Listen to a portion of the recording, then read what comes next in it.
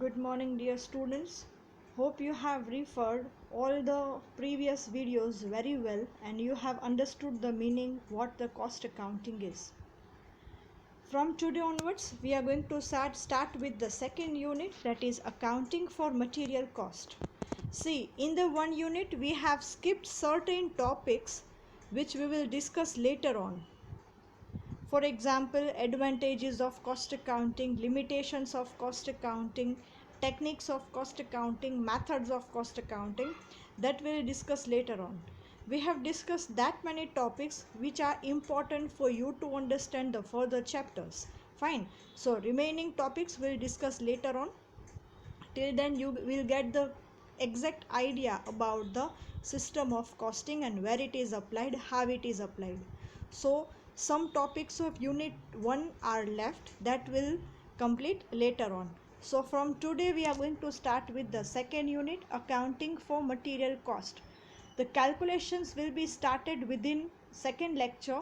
So firstly we need to understand the theory portion of the same. Without getting this theory portion you will not able to calculate the example of the same. So pay attention here very well. The name of the unit is accounting for material cost. It means કોઈપણ પ્રોડક્ટનું જે material છે એનું calculation કેમ કરવામાં આવે છે એ આપણે આ ચેપ્ટરમાં જોઈએ છીએ. As we have discussed in previous unit as well, material is the primary element to produce any product. Fine. So material is one of the most important factor, so its cost must be determined very carefully. Starting with the classification of material. As we all have discussed the meaning of direct material in the previous chapter, what do we mean by direct material? I'll again repeat the same. The material which forms a basic part of any product or which forms the main part of the product, without which the production of any product is not possible. Right? For example, for production of shoes, canvas or leather is required. So canvas or leather represents the raw material, right? So for producing any product, the main element is needed, which is called raw material or material. So material is classified into certain topics or certain levels or certain elements. From that, the very first is raw material. Raw material, which is the material which are generally purchased from outside and are consumed in the process of manufacture, are termed as raw materials. જે basic product છે કે જે basic material છે કે જેના વગર કોઈ પણ પ્રોડક્ટનું પ્રોડક્શન પોસિબલ નથી અને જે જનરલી બહારથી પરચેસ કરવામાં આવે છે, that is called raw material. તો હવે અહીંયા તમને એક વિચાર આવશે કે જનરલી બધા રો મટીરિયલ કોઈ પણ ફેક્ટરી છે, કોઈ પણ કંપની છે, બહારથી જ પરચેસ કરતી હોય, રાઈટ? પણ ઓલવેઝ એવું કમ્પલસરી નથી. Certain component parts are produced in the company as well. એ હમણાં આવે જ છે નીચે, આપણે ત્યારે વાત કરીએ છીએ, રાઈટ? તો જે પ્યોર પ્રાઇમરી રિક્વાયરમેન્ટ છે પ્રોડક્ટ બનાવવાની, કે જે પ્રાઇમરી રિક્વાયરમેન્ટ એ મટીરિયલ તમે આઉટસાઇડથી પરચેસ કરો છો, that is termed as material or raw material, right? So this is the first classification. Next is component parts. This represents the assembled parts to finish the product, which may be purchased from outside or can be manufactured within the factory. C component part એટલે કે કોઈ પણ product છે એને complete કરવા માટે એક નાનો એવો પાર્ટ છે કે જે તમે બહારથી બી પરચેસ કરી શકો અને ફેક્ટરીમાં પણ પ્રોડ્યુસ કરી શકો, right? So that is called component part. એક નાનું એવું એક્ઝામ્પલ આપું. માનો કે જનરલી કોઈ બી કાર મેન્યુફેક્ચરિંગ કંપની છે એ પૂરેપૂરી કાર પોતાના કંપનીમાં મેન્યુફેક્ચર નથી કરતી. There are certain elements, there are certain parts which the company is purchasing readily from outside or readily from the other company. In that particular company, only assembling of the car is done, right? Or certain parts are to be manufactured in the same company and the certain are purchased from outside. Alright, so both of them represents the element that is component parts. કોઈ નાના spare parts છે કે જે પ્રોડક્ટને પૂરી કરવા માટે help કરે છે, જેના વગર અગેન પ્રોડક્ટનું પ્રોડક્શન છે એ પોસિબલ નથી. Right, so that is called component parts. કોઈ એવું નાનો પાર્ટ, અસેમ્બલિંગ પાર્ટ કે જેના વગર પ્રોડક્ટ કમ્પ્લીટ નથી થતી. પ્રોડક્ટ કમ્પ્લીટ કરવા માટે એક અસેમ્બલ પાર્ટની રિક્વાયરમેન્ટ છે. That assemble part represents the component parts which can be purchased from outside or which can be produced within the factory. So the very first was raw material and second is component parts. Third classification, semi-finished goods. The word itself suggests its meaning, semi-finished, which is not yet finished, which is not yet completed, કે જે હજી final પ્રોડક્ટનું stage નથી. આ એક એવું material છે કે આ એક એવી પ્રોડક્ટનું સ્ટેજ છે કે જે પ્યોરલી રો મટીરિયલના ફોર્મમાં પણ નથી અને પ્યોરલી ફિનિશ્ડ પ્રોડક્ટના ફોર્મમાં બી નથી. This represents such kind of goods on which certain processes are done and certain processes are still left to be done to complete that in a finished product. જો વાંચીએ શું લખેલું છે, these goods represents the goods on which some processes are carried out and some are still required to be carried out. થોડું કામ થઈ ગયું છે ને થોડું કામ હજી એના પર કરવાનું બાકી છે. સર્ટેન પ્રોસેસ થઈ ગઈ છે એક મટીરિયલ પર અને હજી સર્ટેન પ્રોસેસ છે બાકી છે. અગેન આપણે બેન્ચનું એક્ઝામ્પલ લઈએ.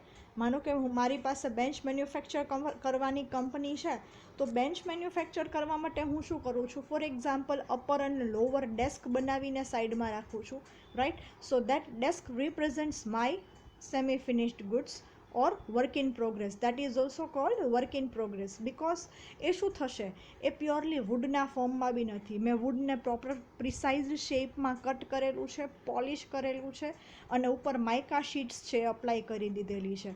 Right, but that is in form of desk. That is not in a form of bench કે જે મારી ફિનિશ પ્રોડક્ટ છે એ એના ફોર્મમાં નથી, એ હજી ડેસ્કના ફોર્મમાં છે. તો વુડમાંથી એને ડેસ્કમાં ટ્રાન્સફોર્મ કરી દીધું છે, પણ હવે ડેસ્કને મારે બેન્ચમાં ટ્રાન્સફોર્મ કરવાનું બાકી છે. Right, so that desk or એ સિમ્પલ પાટિયું, સિમ્પલ લેંગ્વેજમાં કહું તો એ પાટિયું મારા માટે શું થશે, વર્ક ઇન પ્રોગ્રેસ થશે. Alright, so that is my semi finished goods. Moving further, next classification is finished goods or finished stock. It represents the ready to sell item on which no any further process is required. આ તમારી ready to sell item છે, તમારી જે main product છે, completed product છે. Now it is ready to be placed in market. Now your product is ready to be placed in market. હવે એ તમે માર્કેટમાં મૂકી શકો છો અને એનાથી તમે તમારું સેલ સ્ટાર્ટ કરી શકો છો. So that represents my finished goods or finished product. Again એક એક્ઝામ્પલ લઈએ, બેન્ચનું જ એક્ઝામ્પલ લઈએ, રિપીટ કરીએ so that you can come to know very well. Bench માટેનું મારું રો મટીરિયલ શું થશે, wood, iron rods, mica sheets, એ બધું મારું રો મટીરિયલ થશે. હું પછી એના ડેસ્ક પ્રિપેર કરીને સાઈડમાં રાખું છું, આયર્ન રોડને પ્રોપર શેપમાં ફ્રેમ કરીને રાખી દઉં છું. So that represents my work in progress or semi finished goods. Right, then finish stock or finish goods. Bench આખી મારી રેડી થઈ ગઈ છે, so that represents my finished goods. બેન્ચને અટેચ કરવા માટે મારે મોટા મોટા નટ બોલ્સ જોઈએ છીએ, ફોર એક્ઝામ્પલ, તો હું એ રેડીલી આઉટસાઇડથી પરચેસ કરું છું. So that represents my consumable stores. Alright, fine. Or component part, sorry, that represents my component parts. Okay, so finish good શું થશે, બેન્ચ. વર્ક ઇન પ્રોગ્રેસ શું થશે, મારા ડેસ્ક. નટબોલ્ટ શું થશે, મારા કન્ઝ્યુમેબલ સ્ટોર્સ. અને વુડ અને આયર્ન શું થશે, મારું raw material. Fine.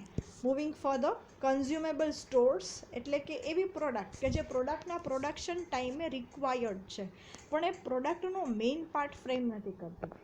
This represents the material which are generally required for operating and maintaining the machines and equipments etc. For example, oil, grease, cotton waste etc. આ બધાને શું કહેવાશે, કન્ઝ્યુમેબલ સ્ટોર્સ કહેવાશે. બેન્ચને પ્રોડક્શન ટાઈમે સ્ટિક કરવા માટે કે અટેચ કરવા માટે, ક્લીન કરવા માટે મારે કોટન ક્લોથ જોશે. રાઈટ, મશીન્સ પ્રોપર ચલાવવા માટે મારે ઓઇલિંગ, ગ્રીસિંગ કરવું પડશે. Alright, so that represents my consumable stores. Next scrap એટલે કે જે મટીરિયલનું વેસ્ટ છે, જ્યારે મેન્યુફેક્ચરિંગ પ્રોસેસ થાય છે ત્યારે મટીરિયલ વેસ્ટ મળે છે એને સ્ક્રેપ કહેવાશે. For example, from the manufacturing bench જે કોઈ બી લાકડાના ટુકડા બચે છે કે મારા ડેસ્કના નાના નાના પાર્ટ્સ બચે છે, that represents my scrap or defective material, right. તો એ હું સેલ કરીને ઓર એને હું ડિસ્કાર્ડ કરી દઉં છું, or I can sell it as a scrap and I can have the money. Fine. તો સ્ક્રેપ એટલે કે એકદમ નકામી વસ્તુ, સિમ્પલી તમે કહી શકો કે ભંગાર કે કચરામાં ફેંકવા જેવી વસ્તુ. And the last one is defective work. તમે ઘણી બધી વખત ક્યારેક ડિસ્કાઉન્ટમાં કે સેલમાં બોર્ડ વાંચ્યું હશે કે સેકન્ડ હેન્ડેડ પ્રોડક્ટ ઓર ડિફેક્ટિવ પ્રોડક્ટ, ડિફેક્ટિવ સાડીઝ. એટલે સાડીમાં શું હોય, આખી પ્રોપર હોય પણ વચ્ચે ક્યાંક કાં તો મિસપ્રિન્ટ હોય કાં તો હોલ હશે, રાઈટ. તો એ ડિફેક્ટિવ કહેવાશે. Fine. So that is the product which contains a manufacturing defect and cannot be sold without correcting such defect. So defective work એ પ્યોરલી એ ગુડ પ્રોડક્ટ નથી. એની ક્વોલિટી ચેક થયા પછી that product is of inferior quality, right? It does not meet the quality standards. તો આને શું કહેવાશે? Defective work. તો આ બધા તમારા મટીરિયલના ક્લાસિફિકેશન થયા, તમારા સ્ટોકના ક્લાસિફિકેશન થયા. તો મટીરિયલમાં કેટલું વસ્તુ આવશે? Will repeat again. Raw material, component parts, work in progress or semi finished goods, finished goods, then consumable stores, scrap and defective work. આ બધું તમારું શું કહેવાશે? બધાને તમારું મટીરિયલ જ કહેવાશે, or we can say your stock of inventories. Inventory એટલે કે આ વર્ડ બરાબર યાદ રાખજો, કેમ કે હવે આ ચેપ્ટરમાં આપણે ફ્રીક્વન્ટલી વર્ડ યુઝ કરવાના છીએ. ઇન્વેન્ટરીનો સિમ્પલ મિનિંગ એવો થશે: stock of raw material, work in progress, finished goods and કન્ઝ્યુમેબલ stores. Fine. So this is the classification of material. Have a look at it again. Raw material, component parts, semi-finished goods, finished stock or finished goods, consumable stores, then scrap and defective work. આટલી વસ્તુઓ આવશે classification of મટીરિયલમાં. Moving further, material control. Now the most important topic of material management or production management or production department, that is material control. Firstly, why we need to control the material? Because it represents the main part of the product. Considerable amount is invested in the raw material, right? So for that purpose it has to be controlled very well, because જો એની scarcity થશે તો તમારે production ગમે ત્યારે બંધ કરવું પડશે, right. જો એ એક્સેસિવ અમાઉન્ટમાં હશે, so that will give you unnecessary blockage of cache.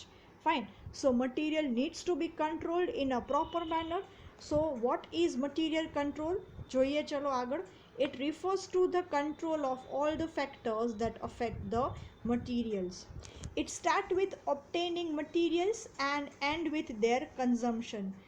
Material ક્યારે પરચેસ કરવું, કેટલું પરચેસ કરવું, ક્યાંથી પરચેસ કરવું, કેવી રીતે પરચેસ કરવું, how to store that and how to use that. આ બધી વસ્તુઓ આવશે મટીરિયલ કંટ્રોલના અંડરમાં, right. So now moving further. Material control is a systematic check over procurement, storage and consumption of material so as to ensure minimum wastage, even flow of material and optimum investment in inventories. હવે material કંટ્રોલ શું છે સમજીએ, અને પાર્ટ્સમાં કરી નાખીએ અને then we'll try to understand. Material control is the systematic check over what? Over procurement, means to get the raw material, to acquire the raw material. Procurement means acquisition or to acquire the raw material. Storage and consumption of material. So storage of material, how to store the material, and consumption of the material, how, so as or why, so as to ensure minimum wastage, even flow of material and optimum investment in inventories. Material ઉપર systematic check કેવી રીતે રાખવાનું છે, કોના ઉપર રાખવાનું છે? એના પ્રોક્યોરમેન્ટ ઉપર, સ્ટોરેજ ઉપર એન્ડ કન્ઝમ્પશન ઉપર. Why? So that minimum wastage થાય, મટીરિયલનો ફ્લો છે એ પ્રોપરલી રહેશે, or proper flow of material is managed, and optimum investment in inventories. Optimum એટલે કે as per the requirement, not more than the required, not less than the required. See, many a times we generally get confused between optimum and maximum. Fine, so where to use maximum and where to use optimum, we need to know this very well. એક નાનું એવું example આપું. માનો કે મારી પાસે એક machine છે, એ મશીનની પ્રોડક્શન કેપેસિટી છે ડેઇલી 100 યુનિટ્સ. રોજ એ મશીનમાંથી હું મેક્સિમમ 100 યુનિટ્સ પ્રોડ્યુસ કરી શકું છું. Fine, so that is called maximum capacity of production of the machine. Fine, બરાબર સાંભળો છો, 100 units per day. Okay, so that represents the maximum production capacity.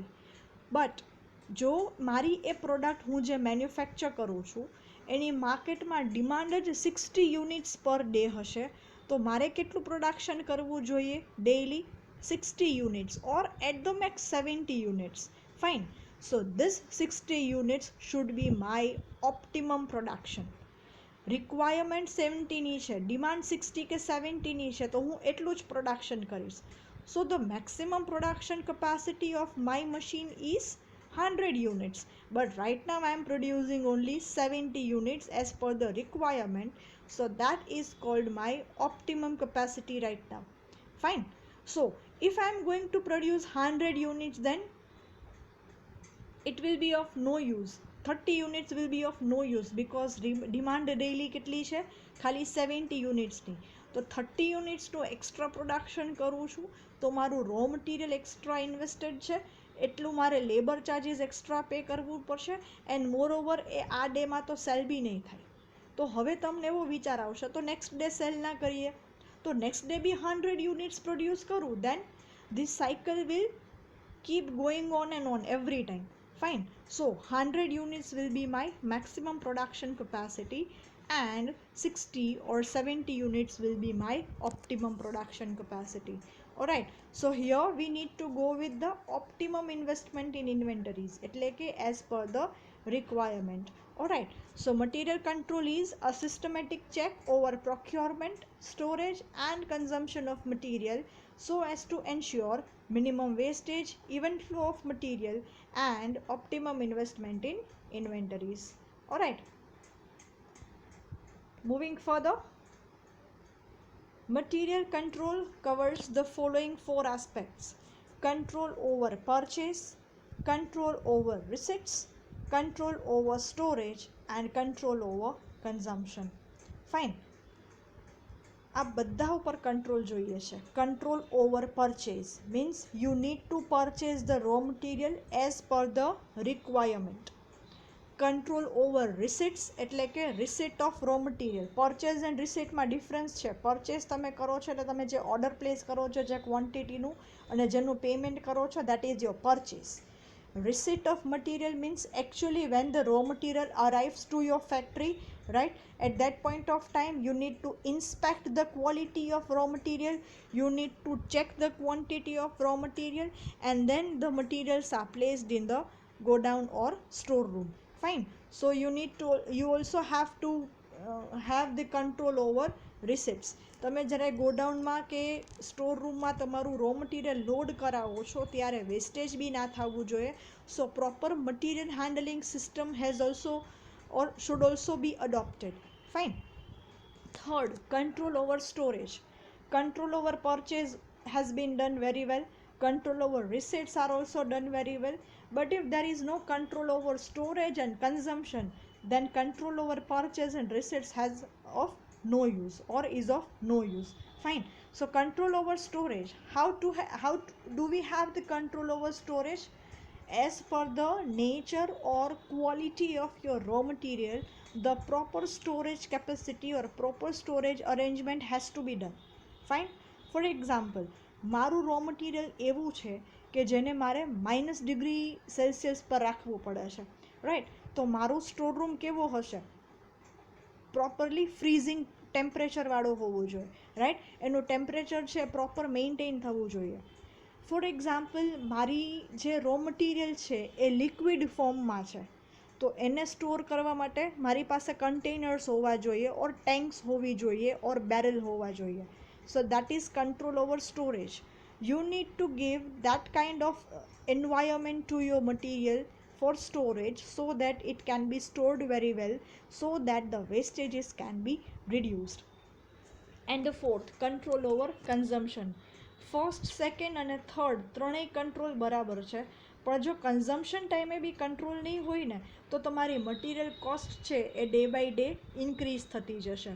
ઓરાઇટ, તમે જ્યારે યુઝ કરો છો મટીરિયલ, ત્યારે જરૂર કરતાં વધારે રો મટીરિયલ યુઝ કરો છો, ઓર સ્ટોર રૂમમાંથી ફેક્ટરીમાં લઈ જવા ટાઈમે તમારું મટીરિયલ ઘણું બધું વેસ્ટ જાય છે, પ્રોપર મટીરિયલ હેન્ડલિંગ નથી, તો એને કન્ઝમ્પશન ઉપર કંટ્રોલ કહેવાય નહીં.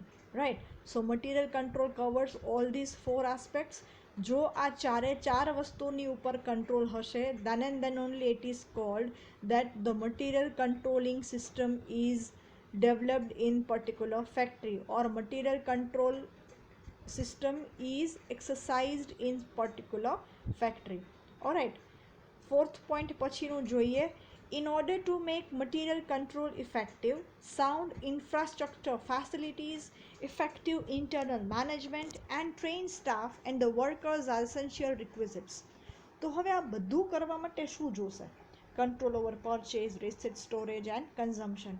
આ બધી વસ્તુઓ, આ પૂરેપૂરી સિસ્ટમ ડેવલપ કરવા માટે તમારે સૌથી પહેલાં જોશે સાઉન્ડ ઇન્ફ્રાસ્ટ્રક્ચર ફેસિલિટી. જેમ મેં હમણાં તમને કીધું એમ, as per the nature and quality of the material તમારે તમારી સ્ટોરેજ કેપેસિટી અકોર્ડિંગલી રાખવી પડશે. Fine. Then effective internal management of the company. તમારું જે કોઈ બી ડેલિગેશન ઓફ ઓથોરિટી અને રિસ્પોન્સિબિલિટી છે એ પરફેક્ટલી ડેલિગેટેડ હોવી જોઈએ, so that each and every employee or worker is clear with his or her duty very well. Next, and train staff and workers, as we have discussed right now itself. તમારો staff અને તમારા workers કેવા હોવા જોઈએ? Trend હોવા જોઈએ. they should know their duties and task to be performed very well.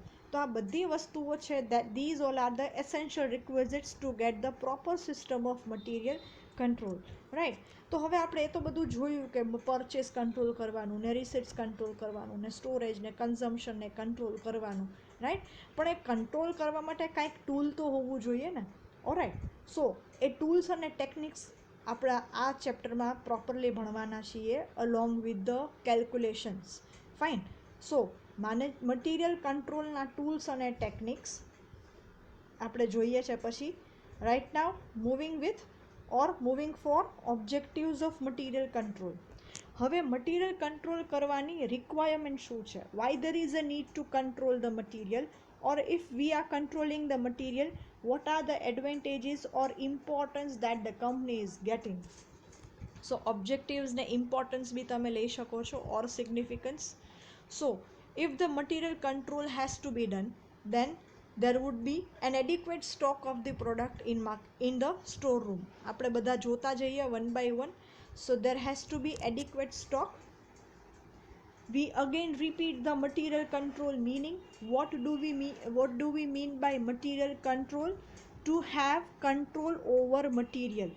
ખાલી material ઉપર નહીં, કેના એના પરચેસ પર, એના સ્ટોરેજ પર, એના રિસીટ પર, એના કન્ઝમ્પશન પર એનું control, that is material control. So that emphasizes that adequate stock is always there in the store room. તમારા બિઝનેસમાં ક્યારેય એવું નહીં થાય કે all of the sudden કે immediately તમારો સ્ટોક આઉટ થઈ જાય. It is not possible if we are maintaining the material control system. Second, to minimize the inventory. Minimize the inventory એટલે કે લેસ અમાઉન્ટમાં ઇન્વેન્ટરી ઓર સ્ટોક રાખવું એમ નહીં, but as per the requirement. જેટલું necessary છે એટલું જ એમાં ઇન્વેસ્ટમેન્ટ કરો છો, નોટ મોર દેન ધેટ. એટલા માટે વર્ડ લખેલો છે to minimize the inventory. Right. Third, maintaining continuity in production. તો હવે કદાચ તમને સેકન્ડ અને થર્ડ પોઈન્ટ છે એ થોડાક કોન્ટ્રાડિક્ટરી લાગશે કે સેકન્ડમાં એવું કહે છે કે ઇન્વેન્ટરી મિનિમાઇઝ કરવાની અને થર્ડમાં કન્ટિન્યુઇટીની વાત કરે છે. So if we are minimizing the inventory, how is it possible to continue the production, right? Not like that. Minimizing the inventory means as per the requirement the stock of raw material or stock of the material has been stored, and maintaining the continuity in production એટલે એટલો enough stock રાખો છો so that તમારા પ્રોડક્શનની કન્ટિન્યુઇટી છે maintain રહે. Alright. Fourth, minimizing cost of purchase and storage. અહીંયા બે cost associated છે તમારા મટીરિયલ હેન્ડલિંગમાં, પરચેઝ કોસ્ટ અને સ્ટોરેજ કોસ્ટ, રાઈટ? તો આ બંને કોસ્ટ છે આપણે મિનિમાઇઝ કરવાની છે. પરચેઝિંગ કોસ્ટ કોને કહેવાય? ઓર્ડર પ્લેસ કરવાની કોસ્ટ. અને સ્ટોરેજ કોસ્ટ કોને કહેવાય? ફોર એક્ઝામ્પલ, મારો સ્ટોર રૂમ છે એ રેન્ટ ઉપર છે, તો હું જે રેન્ટ પે કરું છું ને એ મારા મટીરિયલની સ્ટોરેજ કોસ્ટ થશે, રાઈટ? તો મારે મટીરિયલ કેવી રીતે હેન્ડલ કરવાનું કે જેથી કરીને મારી પરચેઝની કોસ્ટ અને સ્ટોરેજની કોસ્ટ બંને કેવી થશે? મિનિમાઇઝ થાય એ રીતે મારે મટીરિયલને કંટ્રોલ કરવાનું, ઓર મટીરિયલ કંટ્રોલથી this two things can be done in a proper manner. Fifth, material control aims at minimizing the risk of obsolescence. Risk of obsolescence એટલે કે તમારી પ્રોડક્ટ કે તમારું રો મટીરિયલ આઉટડેટેડ થઈ જવું, યુઝલેસ થઈ જવું, આઉટ ઓફ ફેશન થઈ જવું, that is obsolescence, right? So here why the risk of obsolescence is minimized? Just because of our point number 2, because we are holding the inventory as per the requirement. Alright, તો risk of obsolescence છે શું છે? Immediate નથી. All right, સો એ within નિયરર future નહીં થાય, પણ હું 3 વર્ષનું 4 વર્ષનું રો મટીરિયલ સ્ટોર કરી રાખું છું અને પછી આફ્ટર 4 યર્સ એ મટીરિયલમાં અપગ્રેડેશન આવે છે, તો મારું અત્યારનું જે રો મટીરિયલ છે એ કેવું થઈ જશે? Quite useless or out of trend, out of fashion, right? So that is risk of obsolescence. It also includes the risk of wastages. Point number 6, to reduce wastages and losses. Again point number 2 પર જઈએ, minimizing inventory. જો as per the requirement તમે જે stock લીધો છે or as per the requirement inventory store કરી છે, તો વેસ્ટેજ અને લોસ બંને રિડ્યુસ થશે. Fine, because as per requirement લીધી છે તો લોસના ચાન્સ નથી અને વેસ્ટેજ પણ ટુ એન એક્સટેન્ટ છે ઓછું થશે. Fine. Next, effective use of fund. Again હરી ફરીને બધી વાત સેકન્ડ પોઈન્ટ પર જ આવશે ઓર ફર્સ્ટ પોઈન્ટ પર. How can we use effective funds? જેટલું ઇન્વેસ્ટમેન્ટ રો મટીરિયલમાં કરવાનું છે હું એટલું જ કરું છું. ઓલરાઇટ, તો મારું લેફ્ટ ઓવર ફંડ છે કે એડિશનલ ફંડ છે, that I can use elsewhere in a business. Fine. So here I can use my fund very effectively in order to minimize my inventory and at the same time for using in it for the other purpose. Alright. 8th point, assisting in purchase of material. મટીરિયલ કંટ્રોલ શું કરે છે? Material purchase કરવામાં એ help કરે છે કે કેટલી ક્વોન્ટિટી પરચેસ કરવી, how to purchase, when to purchase, how much to purchase, etcetera. Right. 9th point, maximum use of space. મારી પાસે સ્ટોર રૂમ છે, એટલીસ્ટ એટલી ક્વોન્ટિટીમાં તો હું રો મટીરિયલ સ્ટોર કરી શકું so that my space can be used at its maximum level. And 10th, helps financial planning and preparation of budget, because material is one of the prime expense of any of the business, so financial planning can be done on the same basis and preparation of budget also can be done on the same basis. Fine. So these 10 are the objective of material control. See, these objectives are ought to be, they are not must be, right? કે આ હોવા જ જોઈએ એવું નથી, 10 હોવા જ જોઈએ એવું નથી, but maximum of them are to be covered in many of the companies, right? So 10 હોવા જ જોઈએ એવું કમ્પલસરી નથી, બિકોઝ સી ઘણા બધા કોન્ટ્રાડિક્શન છે અહીંયા. ફર્સ્ટ કહે છે એડિક્વેટ સ્ટોક, સેકન્ડ કહે છે મિનિમાઇઝિંગ ઇન્વેન્ટરી, રાઈટ? થર્ડ કહે છે મેન્ટેનિંગ કન્ટિન્યુટી ઇન પ્રોડક્શન, અને 8th એવું કહે છે કે આસિસ્ટિંગ ઇન પરચેઝ ઓફ મટીરિયલ. તો અહીંયા કોન્ટ્રાડિક્શન ઘણું બધું છે. ફોર્થમાં મિનિમાઇઝિંગ કોસ્ટની વાત કરે છે અને નાઇન્થમાં એવી વાત કરે છે કે મેક્સિમમ યુઝ ઓફ સ્પેસ. તો આ બંને વસ્તુઓ સાથે નહીં થાય, right? So here some of the points are contradictory, but you need to ensure that in your factory maximum objectives are to be covered. Alright, so these all are the objectives of material control. You can have a snapshot if you wish, so that you can use it further. Moving ahead, હમણાં જે આપણે વાત કરતા હતા methods of material or inventory control, how to control the material, એની આ 4 method છે. Let me make one thing very clear guys, you must have studied all these things in your SEM 3 and SEM 4 financial management. You must have studied the chapter management of inventories. That chapter includes all such things. Fine. So this is nothing but the repetition of the same, but along with the calculations. Alright. So the very first one, economic ordering quantity. Second, maintaining levels. Third, ABC system. And fourth, perpetual inventory system. These all are the methods to control the material or to control the inventory. Right? So we'll discuss each and every methods in detail, and we'll calculate the examples of method A and method B. Method C and D will only be as a part of your short notes. Fine. So right now we are starting with the first method or method A, economic ordering quantity. First, A, economic ordering quantity. See, એનું નામ જ એનું meaning describe કરે છે. પૂરું નામ 3 વર્ડ્સથી બનેલું છે, economic ordering and quantity. આપણે રિવર્સમાં જઈએ અને એનો meaning સમજવાની ટ્રાય કરીએ. લાસ્ટ વર્ડ છે ક્વોન્ટિટી, સેકન્ડ વર્ડ છે ઓર્ડરિંગ અને ફર્સ્ટ વર્ડ છે ઇકોનોમિક. બરાબર સાંભળજો. સિમ્પલ મિનિંગ ઇકોનોમિક ઓર્ડરિંગ ક્વોન્ટિટીનો, આપણે એટલી ક્વોન્ટિટી ઓર્ડર કરીએ છીએ કે જે આપણને ઇકોનોમિક પડે. ઇકોનોમિક એટલે કે reasonable. Fine. So quantity to be ordered which will be economic for the business. Fine. So that quantity is called economic ordering quantity. Shortly we can call it EOQ. Fine. Point number 1, it represents the material quantity to be ordered to get maximum utilization of invested funds. So material quantity to be ordered, તમારે કેટલી ક્વોન્ટિટીનું order place કરવાનો છે એ quantity justify જે કરીએ છીએ, that quantity is called economic ordering quantity. Fine. એક બહુ જ સિમ્પલ એક્ઝામ્પલ આપું એના માટે. આપણે 12 મહિનાની ઘણી બધી વસ્તુઓ સ્ટોર કરીએ છીએ એક સાથે. ફોર એક્ઝામ્પલ વીટ, ઘઉં. ઘરમાં જેટલા મેમ્બર હશે અકોર્ડિંગલી વીટનું પરચેસ થશે.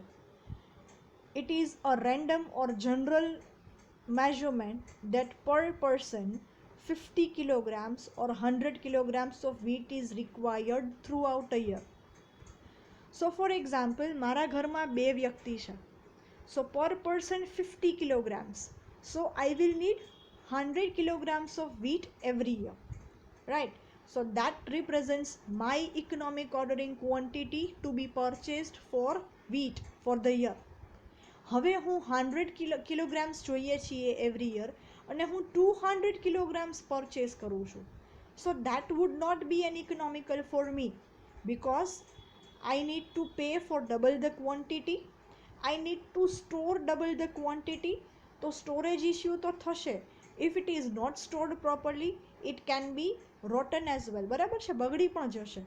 So that could not be an economic ordering quantity for me. Requirement 100 kilograms છે. ફોર એક્ઝામ્પલ મેં 50 કિલોગ્રામ્સ જ પરચેસ કર્યા, તો એવું બનશે કે મિડ યરમાં મારા વીટ્સ છે, મારા ઘઉં છે એ ખલાસ થઈ જશે અને મારે મિડ યર પછી પરચેસ કરવું પડશે. હવે મિડ યરમાં ઇશ્યુ શું થશે કે ત્યારે વીટની સિઝન નહીં હોય. So to purchase the same wheat I need to pay more amount. Right? So that is also not my EOQ or economic ordering quantity. Requirement છે 100ની, 200 kilograms લીધા, that is also not feasible, and 50 kilograms લઉં છું, that is also not to be done, right? So 100 kilograms, 50 kilo per person, so for 2 persons 100 kilograms. So this 100 kilograms is my economic ordering quantity. તો હવે પ્રશ્ન એ થાય કે 50 kilogram પર person એ નક્કી કોને કર્યું, ઓર એ નક્કી કેવી રીતે થાય, રાઈટ? તો આપણી રેગ્યુલર પ્રેક્ટિકલ લાઈફની વાત કરીએ તો એ નક્કી થશે પાસ્ટ એક્સપિરિયન્સથી, ફાઇન. પણ અહીંયા બિઝનેસની જો વાત કરું તો પાસ્ટ એક્સપિરિયન્સ તો છે જ, but there are so many factors affecting the quantity of material. For example, number of unit to be produced, right? Discount availability, cash availability, storage availability, etc. right? તો આ બધા ફેક્ટર્સ ધ્યાનમાં રાખીને તમે જે એક ક્વોન્ટિટી ડિસાઇડ કરો છો, that represents the economic ordering quantity, right? Second point, the quantity to be purchased should be economical enough to meet the requirement of material at optimum investment of cash in the same, right? તમે જે quantity purchase કરો છો that should be economical. How? To meet the requirement of material at optimum investment of cash in the same. તમારું investment of cash be કેટલું હોવું જોઈએ? Optimum હોવું જોઈએ એઝ પર ધ રિક્વાયરમેન્ટ. તો ઇકોનોમિક ઓર્ડરિંગ ક્વોન્ટિટી વર્ડ ક્યારે use થશે? જ્યારે તમારું એમાં કેશ ઇન્વેસ્ટમેન્ટ છે એ ઓપ્ટિમમ હશે, એઝ પર ધ રિક્વાયરમેન્ટ હશે, not more than that or not less than that. Alright, so in that case we need to understand the meaning of economic ordering quantity. In short, the quantity of material for which order must be placed at optimum cost is called economic ordering quantity. તમે જે quantity order કરો છો એની cost છે, એનો expense છે, એ તમને minimum આવે ઓર optimum આવે, that is called economic ordering quantity. Alright, clear everybody? So in today's session we have started with the term material control or accounting for material. Material no meaning discuss કર્યો, then classification of materials, then material control no control over purchase, control over receipts, control over storage and control over consumption. પછી objectives of material control જોયા. Then we have started with tools and techniques or methods of material control. There are 4 methods: economic ordering quantity, that is EOQ, maintaining levels, third ABC system, and fourth perpetual inventory system. We have started with the first, that is A, economic ordering quantity.